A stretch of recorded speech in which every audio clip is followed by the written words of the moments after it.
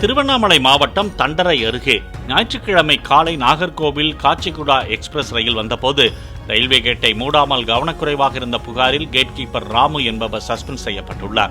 Railway gate திறந்திருந்ததை அறிந்த loco pilot express ரயிலை நடுவழியில் நிறுத்தி கேட்டை மூடிவிட்டு ரயில்வே கட்டுப்பாட்டு அறைக்கு தகவல் தெரிவித்த நிலையில் கேட் கீப்பர் மீது தெற்கு ரயில்வே நடவடிக்கை எடுத்துள்ளது.